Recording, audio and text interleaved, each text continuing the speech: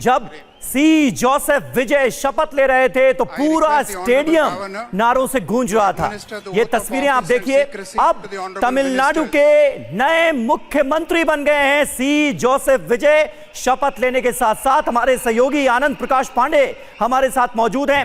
वाकई ये तमिल सियासत में नया अध्याय लिखा जा रहा है। आनंद, बिल्कुल 2 साल पहले कोई पार्टी बनाई गई हो, 2 साल के अंदर जनता का इतना समर्थन मिला हो तो जाहिर तौर पे और उस पार्टी की विजय होती है, वो सत्ता में आता है तो जाहिर तो ये इसको कहा ही जाएगा कि कहीं किसी चमत्कार से कम नहीं है। हालांकि ये जरूर है कि इसके लिए तैयारी 2 साल से विजय ने की थी और विजय ने अपने फैन क्लब्स के जरिए जनता के बीच में उन्होंने अपनी पैठ बनाई। बार बार ये कहा जा रहा था चुनाव के दौरान कि विजय के पास संगठन नहीं है, तो ऐसे में वो संगठन जो पार्टी का काडर होता है, जो वोटरों को घर से बूथ तक लेकर आता है, वो इनके पास नहीं है। लेकिन वो यहाँ पर काम इनके फैन क्लब्स ने किया और जो आज जो लोग एमएलए शपथ लेने जा रहे हैं, ये विजय की कोर टीम है। ये वो कोर टीम है जिसने इस चुनाव में जी तोड़ मेहनत की और ये बार बार समय समय पर मशवरा देती रही। इसमें सेनगोटियान है जो कि एआईडीएमके से आए हैं, जो कि 9 बार के विधायक है, सबसे वरिष्ठ जो इस टीम का हिस्सा है, सबसे वरिष्ठ एमएलए है अभी फिलहाल जो टीवीके में। इसके साथ साथ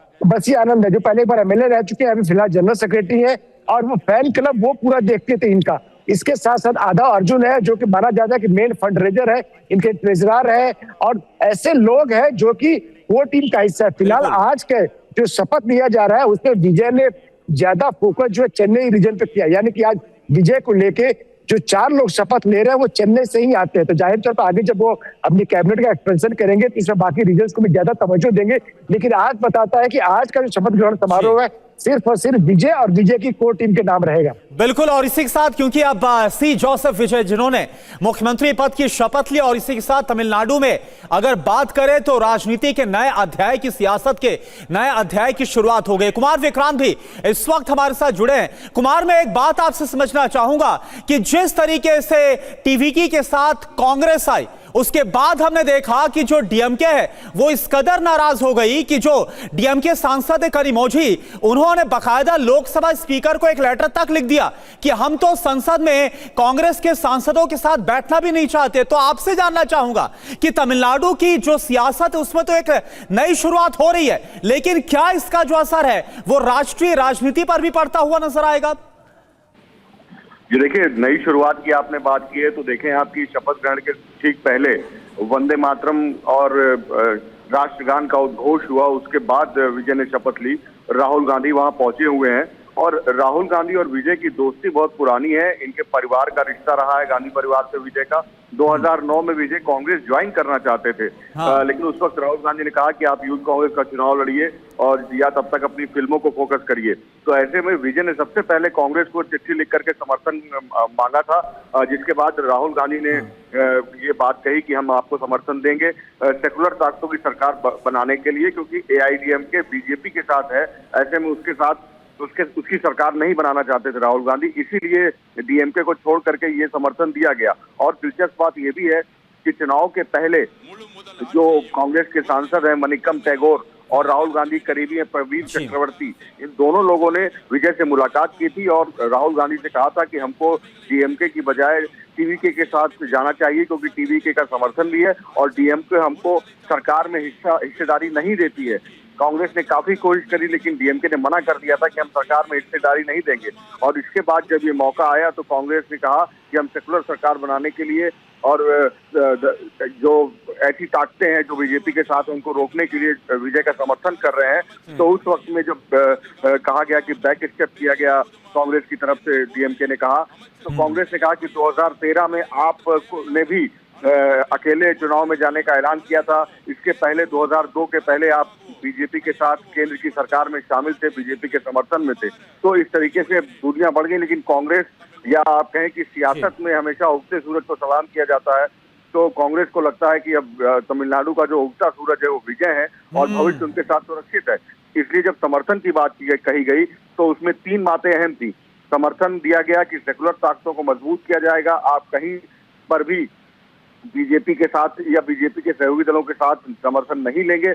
और जो एक अहम बात और कही गई वो ये कि आने वाले वक्त में जो लोकल बॉडी के इलेक्शन होंगे, जो विधानसभा के चुनाव होंगे, राज्यसभा के चुनाव होंगे और लोकसभा के चुनाव होंगे, इन सब में विजय के साथ कांग्रेस का तालमेल रहेगा, जी। कांग्रेस का समर्थन रहेगा, आपसी जो है समझौता रहेगा, जिसके बाद अब कोई गुंजाइश नहीं बची थी कि डीएमके के साथ कांग्रेस की कहानी आगे बढ़े। जी बिल्कुल कुमार, बने रहे आप हमारे साथ। और ये तस्वीरें देखिए शपथ ग्रहण समारोह की, जिस तरह से एक्टर विजय ने शपथ ली।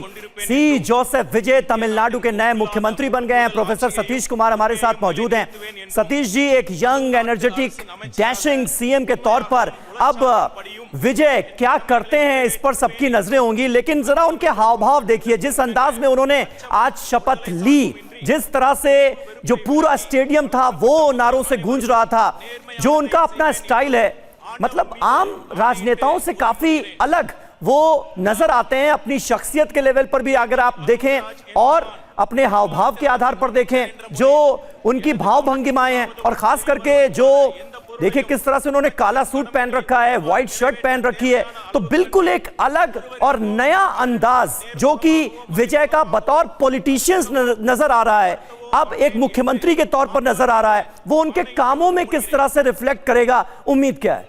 बिल्कुल समीर, देखिए डीएमके और एडीएमके की जो 70 के दशक के बाद से जिस तरीके की राजनीति वहां पर शुरू हुई और एक के बाद अल्टरनेटिव के रूप में वो सत्ता में आते रहे, अलायंस भले ही राष्ट्रीय स्तर के बड़े दो दलों से बनता रहा, लेकिन ये कवच को तोड़ना इतना आसान नहीं था। जिस तरीके से जोसेफ विजय ने इस डीएमके और एआईडीएमके के बाइफर्केशन को, बाइपोलर पॉलिटिक्स को तोड़ा है, ये अपने आप में एक नई बात, एक नई कहानी पूरे न केवल तमिलनाडु के लिए बल्कि अन्य राज्यों में जहां पर ये बाइपोलर पॉलिटिक्स चलता है, रीजनल पॉलिटिक्स की बात करते हैं, वो एक अध्ययन का विषय है।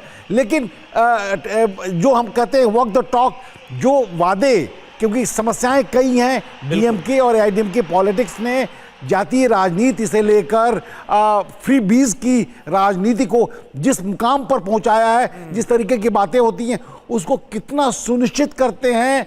कास्ट पॉलिटिक्स की वायलेंस भी वहाँ पर बहुत बड़े पैमाने पर तमिलनाडु में होते हैं, तो उसको कैसे सुनिश्चित करते हैं, हर समुदाय के हितों को लेकर वो कैसे आगे बढ़ते हैं, और उससे भी ज़्यादा सेंटर के बीच में, क्योंकि पहले की जो सरकार थी लगातार स्टालिन ने सनातन धर्म पर आक्रमण किया और उस पर कई ऐसी बातें कही जो हिंदू समुदाय या राष्ट्र को अच्छा नहीं लगा, तो उसको कैसे वो पूरा कर पाते हैं और सेंटर के साथ मिलकर एक राष्ट्र के निर्माण में, तमिलनाडु के विकास के लिए, क्योंकि 1 ट्रिलियन इकोनॉमी की बात तमिलनाडु करता है, उस नक्शे कदम पर कैसे आगे बढ़ते हैं वो समय के साथ ही वो सुनिश्चित हो पाएगा। अभी कहना बहुत जल्दीबाजी होगी और